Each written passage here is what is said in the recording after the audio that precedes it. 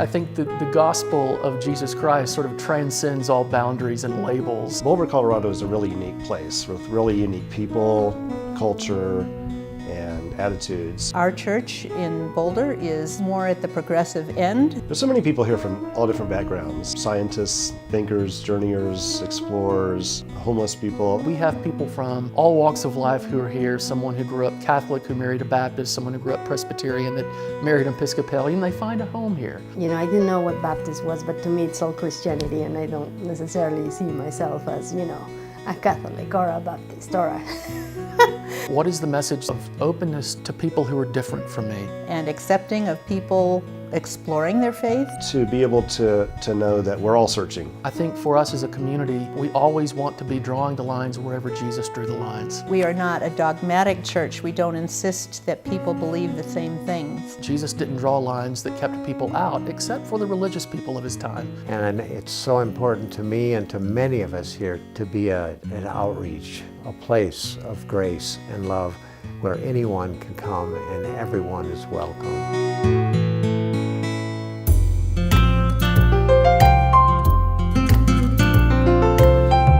Care about each other and make time to be in each other's lives. That's part of what Christian community is all about, is helping each other. One of the biggest support example I can come up with was during the flood, when we had 6 feet of water in our basement. And people came and actually stood with me and washed the grimy, toxic mud off of our belongings. And so that was a very concrete example of where the church was not just my spiritual community, but my helping community.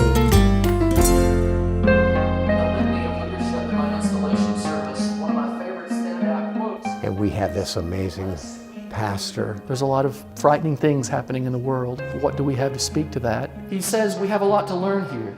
I really appreciate the sermons. The sermons are more like in the present moment. I feel like the message is really relevant to the life today. You don't need money to be generous, he says. Because don't we tend to compare ourselves to people who have more than we do, rather than those who have less than we do? Where do we find our kind of true groundedness at a time when the ground is shifting beneath our feet? All the images that are shared in the sermon. Always the connection from the experiences and the images to the scripture passages. Which leads me right to the poor widow in Mark's gospel. To feel really fed by the sermons. That's why I keep coming back. The worship music in this church is pretty eclectic. Tarzan wasn't a lady's man. We draw from the well of Celtic Christianity. It really enhances our ability to connect with the Spirit. I don't think I'm the sort that can worship from the golf course or whatever people say. I think I'm very much a communal kind of person. So it means everything to me to be able to sing with people. There's a real sense of a spiritual aspect to our worship time together.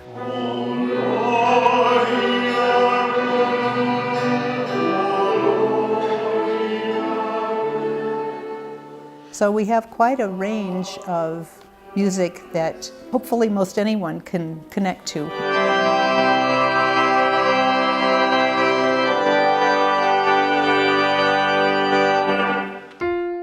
So toward the end of the service, we have the sharing of joys and concerns. We want to be a community where we can bring our real human lives with us to church. Good things and bad things happen to just about everybody. C.S. Lewis once said, joy and pain run on parallel tracks.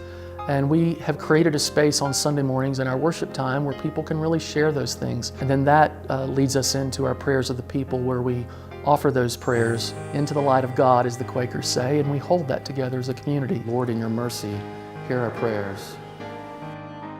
I guess what inspires me is this continuity concept. I mean, God goes on from before to after, and my soul exists from before to after.